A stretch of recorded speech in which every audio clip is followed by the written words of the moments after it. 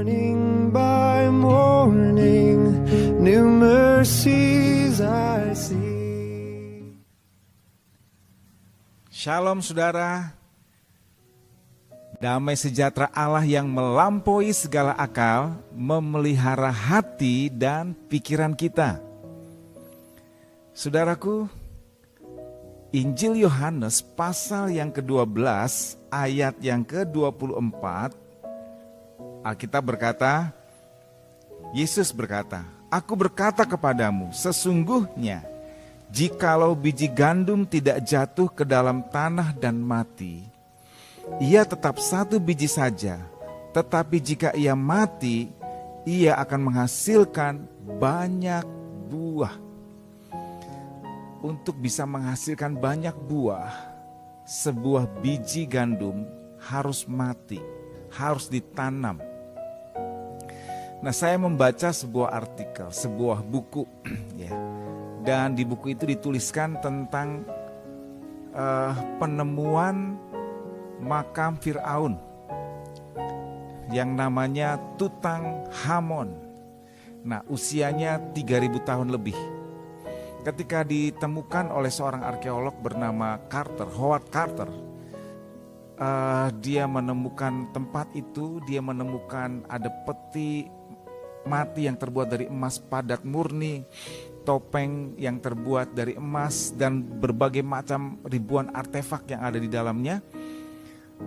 Dan di situ salah satu yang ditemukan adalah benih gandum dan benih jagung yang usianya 3000 tahun lebih. Lalu diambillah benih itu untuk diteliti, lalu ditanam di tepi sungai Nil. Menariknya, benih itu tumbuh. Ternyata benih yang berusia 3000 tahun itu memiliki kehidupan. Tetap ada kehidupan di dalam sebuah benih.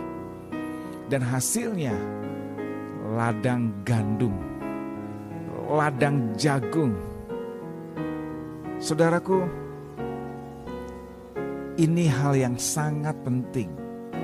Cuma mati yang membuat seseorang dapat menghasilkan buah-buah kebenaran yang menyukakan hati Tuhan.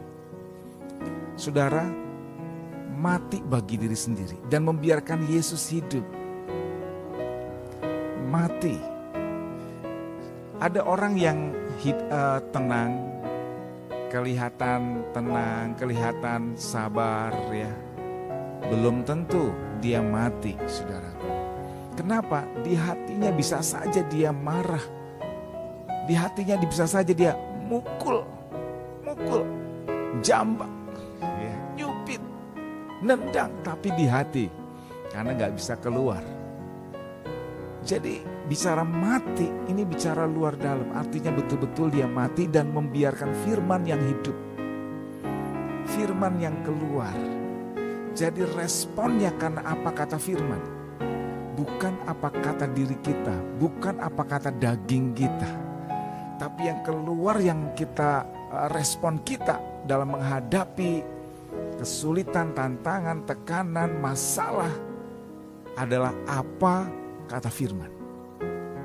Ya gak mudah memang, tetapi ketika itu dilakukan, akhirnya kalau orang sudah menang, dia akan merdeka karena dia telah melakukan firman, karena dia telah melakukan kebenaran.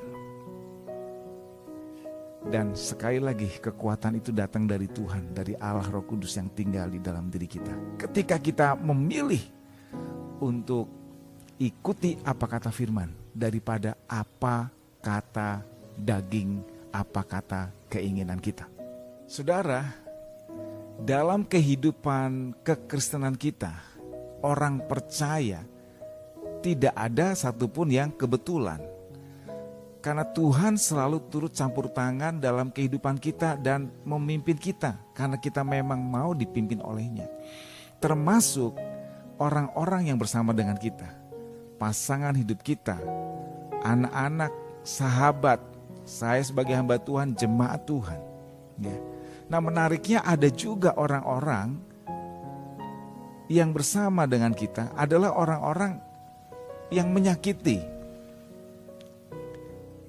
Entah karena memang orang tersebut, entah karena sebuah kejadian atau apa saja yang akhirnya terjadi sesuatu yang menyakitkan hati kita. Itu bisa karena kesalahan kita atau bisa karena kesalahan orang lain. Disinilah berbicara mati dan membiarkan firman yang hidup. Jadi kita mau melakukan bukan lagi karena kita, karena mungkin kita nggak mau, tapi kita mau melakukan karena firman yang memerintahkan kita. Sampai akhirnya kita melakukan firman Tuhan, kebenaran, dan kita mengalami yang disebut dengan sukacita. Mengalami karena kita telah melakukannya. Kita merdeka. Ini penting, saudaraku. Ya, kita mati. Kita punya yang disebut kehendak bebas. Bagaimana kita memutuskan dan meresponi semua hal-hal yang terjadi dalam kehidupan kita. Tapi kalau kita mati, kita akan siap untuk melakukan apa kata Tuhan. Karena Yesus yang hidup dalam diri kita, bukan kita lagi yang hidup. Nah, berbicara mati ini akan menghasilkan buah.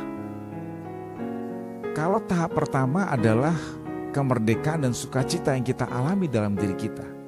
Tapi berbicara buah itu adalah sesuatu yang bisa dinikmati oleh orang lain. Orang lain bisa melihatnya dan menikmati buah-buah itu.